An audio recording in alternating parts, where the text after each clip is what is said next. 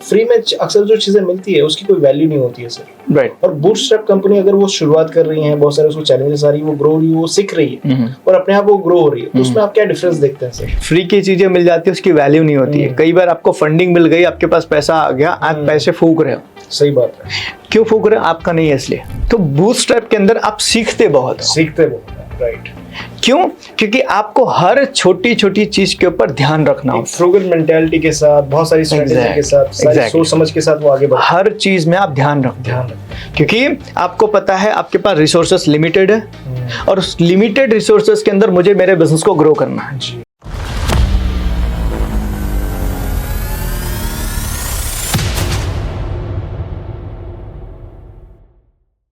Sir, एक bootstrap company शुरुआत में बहुत सारी चीजें करती हैं और एक स्टार्टअप और एक बिजनेस है कोई भी जिसमें सारी चीजें उसको मिल रही है, राइट, फ्री की चीजें मिल रही, तो एक फ्री की वैल्यू क्या है सर? मतलब अगर कुछ चीजें मिल रही है और उसका, मैं तो कहता हूँ it's a privilege, but free में अक्सर जो चीजें मिलती है उसकी कोई वैल्यू नहीं होती है सर। राइट। और बूटस्ट्रैप कंपनी अगर वो शुरुआत कर रही है, बहुत सारे उसको चैलेंजेस आ रही है, वो ग्रो हो रही है, वो सीख रही है और अपने आप वो ग्रो हो रही है, तो उसमें आप क्या डिफरेंस देखते हैं सर? यार मैं तो ये बोलूंगा हर बिजनेस को बूटस्ट्रैप ही होना चाहिए। अच्छा।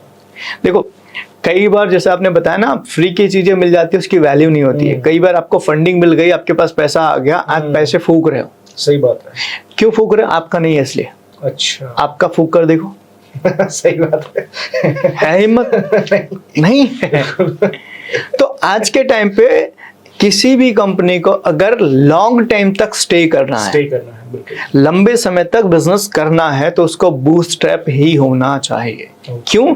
क्योंकि कहते हैं ना, इंसान के पास जब कमी होती है ना तो अपने आप को वो कहते हैं ना एडजस्ट करके चलता है। जैसे तुम्हारे घर में, तुम्हारे पास, तुम्हारे जेब में 500 रुपए है, राइट, और तुम्हें महीने भर चलाने हैं, तो तुम है ना बड़ा सोच समझ के खर्च करोगे, एक एक रुपए का हिसाब रखोगे। लेकिन तुम्हारे पास में 50,000 जेब में पड़े हुए हैं और अभी हर रोज तुम्हारे पास 50,000 रुपए आ रहे हैं, तो तुम थोड़ी सोचोगे यार। सही बात। तुम थोड़ी रुपए का हिसाब, अरे उड़ाओ यार। यही चीज हो रही है और कारण भी फेल होने का यही है। सही बात है कि अंधा पैसा लोगों को मिल रहा है और लोग बिना सोचे समझे, बिना प्लानिंग के, बिना चीजों के पैसे फेंके जा रहे हैं, उड़ाए जा रहे हैं। मैं यार समझो, मैं भी बहुत सारी कंपनी के साथ में मिला था, तो वो लोग क्या करते हैं, मैंने कंपनी स्टार्ट की, इस बड़ी कंपनी का मैं सीईओ मैं लेकर आऊंगा मेरे वहां पर, जिसकी सैलरी 5 लाख रुपए है। अरे वो 5 लाख रुपए का आप सीईओ लेकर आ, आपकी कंपनी इतनी छोटी है, 5 लाख का बंदा लाके दे रहे हो, तो 5 लाख की सैलरी तो आपको देनी पड़ेगी। लेकिन वो 5 लाख वाला बंदा आपके बिजनेस में अभी कुछ नहीं कर सकता। और आपने क्यों हायर किया? क्योंकि आपको बड़ा फैसिनेटिंग कि मैं इतनी कंपनी का, इस बड़ी कंपनी का सीईओ मेरी कंपनी में काम करता है, 5 लाख में सैलरी दे रहे हो। किसके पैसे से दे रहे हो? इन्वेस्टर के पैसे से। आपने अपना पैसा दो तो आपको लगेगा नहीं यार, अभी 15,000 वाला ही रखते हैं, बट तो बूटस्ट्रैप के अंदर आप सीखते बहुत हो। राइट। क्यों? क्योंकि आपको हर छोटी छोटी चीज के ऊपर ध्यान रखना होता है। फ्रूगल मेंटालिटी के साथ, बहुत सारी स्ट्रेटेजी के साथ, सारी सोच समझ के साथ वो आगे बढ़ते हैं। हर चीज में आप ध्यान रखते हैं क्योंकि आपको पता है आपके पास रिसोर्सेस लिमिटेड है और उस लिमिटेड रिसोर्सेस के अंदर मुझे मेरे बिजनेस को ग्रो करना है। जी। आपके पास कोई बैंक का लोन नहीं है, कोई वीसी नहीं है, कोई फंडिंग नहीं है, कोई पैसा नहीं है, जो है आ रहा है उसी में से आपको अपने बिजनेस को ग्रो करना है। और यहाँ पर सबसे ज्यादा चीज जो आपके लिए बेनिफिटेबल होती है वो होती है कि आप जब बूटस्ट्रैप कंपनी को ग्रो करते हो तो आपकी एबिलिटी बढ़ती है। समझ रहा हूं? मैं कहीं पर अभी सुन रहा था, कोई बहुत अच्छा बता रहा था, बोले आप पिछले 10 साल का डेटा निकालो, कौन बनेगा करोड़पति का, जी, है ना। उस डेटा में जो लोग भी 1 करोड़ 2 करोड़ या 5 करोड़ जीत कर गए हैं, उनकी आज की लाइफ आप देखो तो आज की लाइफ जैसे वो थे ना उससे भी गई गुजरी है। उसकी वजह क्या? सडनली पैसे आ गए, हैं, सडनली पैसे आ गए और पैसे आए तो उन्होंने अपनी लाइफस्टाइल बढ़ा दी, घर बना लिया, गाड़ी ले ली, कपड़े महंगे महंगे ले लिए, हॉलीडेज ले लिए, ये कर दिया वो कर दिया, सब अपने खर्चे उन्होंने बढ़ा दिए। लेकिन इनकम का सोर्स नहीं था, जो पैसे आए थे उसी से बढ़ा दी। अब फिक्स हो गए हर महीने के वो खर्चे, लेकिन इनकम एक दिन खत्म हो गई जी। अब इनकम खत्म हो गई लेकिन लाइफस्टाइल तो तुम्हारी वैसी बनी हुई है ना, अब क्या करोगे?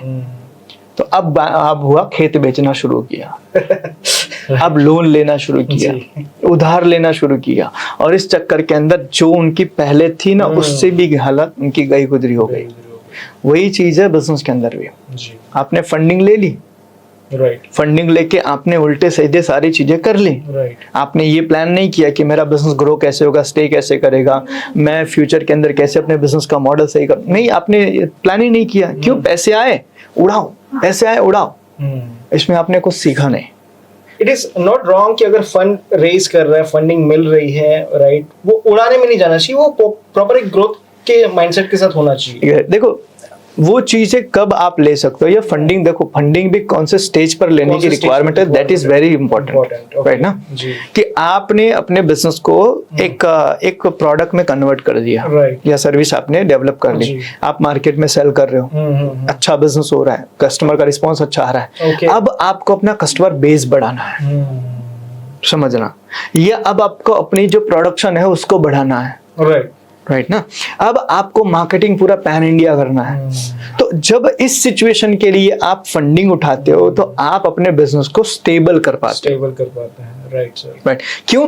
क्योंकि आपने वो बेसिक फंडामेंटल जो है ना उसको जी लिया कि भाई बिजनेस मेरा ग्रो कैसे होगा, चलेगा कैसे, कहां से मैं पैसे को यूज करूंगा, ये चीजें आपने बना ली। फिर आपका जो फंडिंग है ना वो आप उस तरीके से यूटिलाइज कर सकते हो। और इनिशियल लेवल में आपने कुछ किया नहीं, आपको फंडिंग मिल गई, आपके दिमाग में आज, जैसे कि मैं एक बहुत अच्छे ट्रेनर को सुन रहा था कि आप सुबह नहा रहे थे, सुबह नहाते नहाते आपको दिमाग में याद आया कि ये प्रोडक्ट लॉन्च करना है, जाके कंपनी के अंदर सबको बिठाया, ये प्रोडक्ट लॉन्च करना है, कोई प्लानिंग नहीं। बाथरूम में नहाते नहाते आपको दिमाग में ऐसा आया कि आपको ये करना है, आपने जाके अपनी कंपनी में हुहाकार मचा दिया, पैसे पड़े ही थे, सारी चीजें कर डाले, बस फेल। अच्छा, फिर आप एनालाइज करते हो हम फेल क्यों हुए, अरे फेल आप क्यों हुए, आप खुद सोचो। सही बात है। सो ये सब चीजें तभी होती है जब हमारे पास अननेसेसरी पैसा पड़ा होता है, खास करके अपनी मेहनत के बिना। जब आपके पास अपना खुद का पैसा होगा ना तो आपके बाथरूम में एक ने 1000 विचार आएंगे, उसका इंप्लीमेंट करने से पहले अपना बैंक अकाउंट जरूर चेक करोगे आप। सही बात है, बिल्कुल। ये पैसे हैं क्या इंप्लीमेंट करने के लिए इसको? तो वो चीजें सीखने के लिए आपको लगभग अपने बिजनेस को कम से कम 3-5 साल आपको बूटस्ट्रैप चलाना ही चाहिए, देन आपका फंडिंग। आज समझो ना, अभी रिसेंटली आप लोगों को शायद न्यूज में मिला होगा कि भाई कोविड के टाइम पे रिलायंस ने जियो के लिए फंडिंग उठाई थी, तकरीबन 43,000 करोड़ का फंडिंग उठाया था, राइट ना। वो फंडिंग वो भी गूगल से उठाया, गूगल ने दिया, फेसबुक ने दिया, वहां से उन्होंने फंडिंग ली और उसके बाद बिजनेस को बहुत ग्रो किया, राइट, यस, राइट ना। उनका फंडामेंटल क्लियर था, समझना। आज मैं गौतम अदानी का एक इंटरव्यू सुन रहा था, तो बहुत सारे पॉलिटिकल लीडर्स है जो बोलते हैं कि भाई गौतम अदानी के ऊपर बहुत बड़ा कर्ज है और वो है ना इस कंपनी को डुबा देगी, उस कंपनी को डुबा देंगे, इस बैंक को डुबा देंगे। तो गौतम अदानी बोला यार मैंने जितना कर्जा लिया उसका 3 गुना मेरी एसेट वैसे भी पड़ी हुई है। बिल्कुल, समझना, जितना मेरे पास कर्ज है उसका 3 गुना एसेट मेरे पास पड़ी हुई है। सही बात। तो सवाल ही नहीं उठता है। सो कहने का मतलब है उनका फंडामेंटल जो है ना वो क्लियर है कि मेरे पैसे को अगर मैं कहीं से लेकर आता हूँ फंडिंग के थ्रू आउट या बैंक के थ्रू आउट, तो उसको मैं कहाँ यूटिलाइज करूंगा। उनका वो पर्पस, उनका वो बेसिक जो है ना वो क्लियर है। तो इसीलिए उनके बिजनेस के अंदर डाउनफॉल आते हैं थोड़े बहुत, लेकिन वो मरते नहीं है। लेकिन ये छोटे छोटे बिजनेस जो अभी स्टार्ट हुए, इनिशियल लेवल फंडिंग मिल गई, उनका फंडामेंटल क्लियर नहीं है, पैसे लेकर उन्होंने उड़ाना शुरू कर दिया, फिर वो एक दिन खत्म हो जाते हैं। सही बात है। आज देखो कितनी बड़ी बड़ी स्टार्टअप जो एक टाइम पे बहुत बूम करती थी, सब खत्म हो गई। द रीजन इज कि उनको ये बेसिक जो है ना उनका क्लियर नहीं था।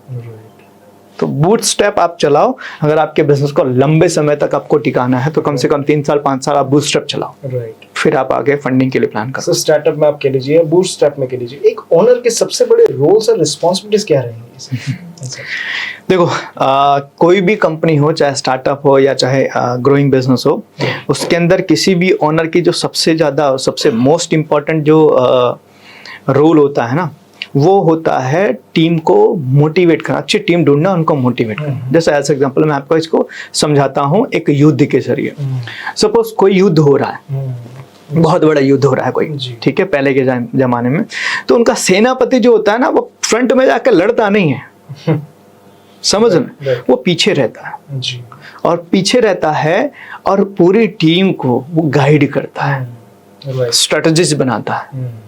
और हर युद्ध के अंदर आप देखो, सेनापति मारा गया तो युद्ध हार गए। सही बात है। ये स्ट्रेटजी होती है। बिल्कुल, बिल्कुल। तो हर सामने ओपिनियन वाला जो होता है ना, वो ये सोचता है सेनापति मार दो युद्ध हार जाएंगे। क्यों सेनापति को मार दो? क्योंकि स्ट्रेटजी सेनापति ही बना रहा है, बिल्कुल। टीम को गाइड सेनापति ही कर रहा है, मोटिवेट सेनापति ही कर रहा है। तो बिजनेसमैन जो होता है ना, वो अपने बिजनेस का सेनापति होता है। ओके। उसका रोल होता है कि लोगों को, अच्छे लोगों को ढूंढो, उनको गाइड करो कि क्या करना है, एग्जीक्यूट उनको करने दो। मतलब हर चीज खुद करने की बजाय आप अच्छे लोगों को ढूंढो, उनको तैयार करो, वो आपके बिजनेस को बहुत अच्छे लेवल पे ग्रो कर पाएंगे।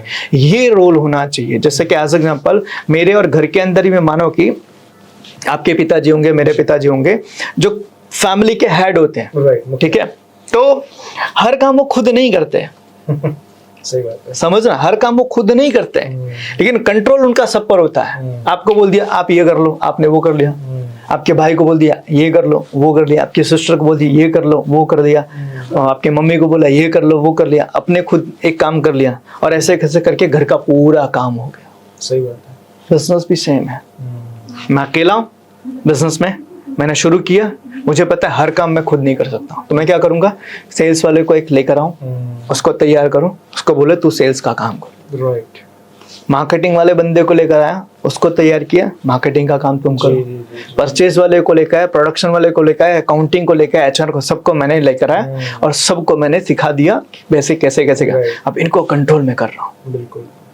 सेल्स वालों में से कि भाई आज का सेल्स कितना रहा, मुझे अगले महीने इस तरीके से इतना सेल्स चाहिए, आप बताओ कैसे हो सकता है, चलो मिलके करना है जहां मेरी रिक्वायरमेंट है। तो क्या करता है एक बिजनेसमैन का मेन रोल, अच्छे लोगों को ढूंढ के लाओ, उनको सिखाओ, उनको तैयार करो, उनको काम पर लगाओ और उनको फिर गाइड करो, मेंटर करो, कोच करो कि कैसे अपने काम को वो और बेटर बनाए।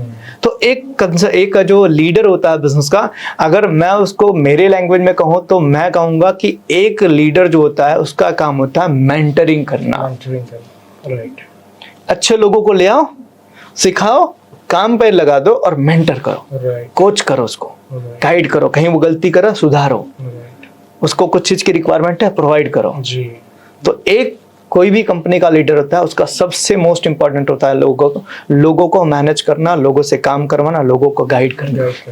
ये चीज अगर आप एज अ बिजनेसमैन कर सकते हो तो मेरे हिसाब से आप बहुत बड़ा बिजनेस बना सकते हो। जैसे कि कई बार हमने एग्जांपल भी दिया हुआ है कि एक बहुत सक्सेसफुल बिजनेसमैन है जिनका नाम शायद आपने सुना होगा, सर रिचर्ड ब्रांसन। यस।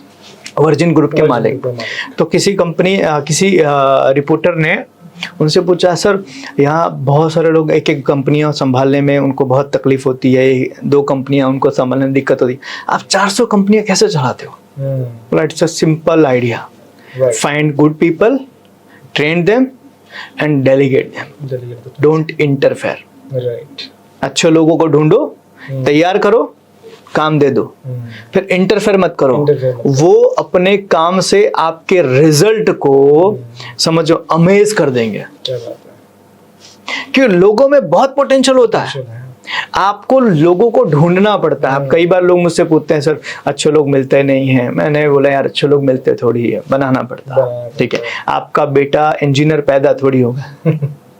सही बात है, इंजीनियर बनाना पड़ेगा, डॉक्टर पैदा थोड़ी होगा यार, बनाना पड़ेगा। तो अच्छे लोग जो हैं वो पैदा नहीं होते हैं, कहीं मिलते नहीं है, इनका कोई बाजार नहीं है। इनको आप लेकर आओ, रॉ डेटा लेकर आओ, इनको ट्रेन करो, सिखाओ, गाइड करो, समझाओ, कनेक्ट करो, फिर आपके लिए वो बहुत काम करेंगे और बहुत अच्छा रिजल्ट जनरेट करके देंगे। तो एक लीडर का, एक बिजनेस ओनर का सबसे मोस्ट इम्पोर्टेंट होता है लोगों को तैयार करना।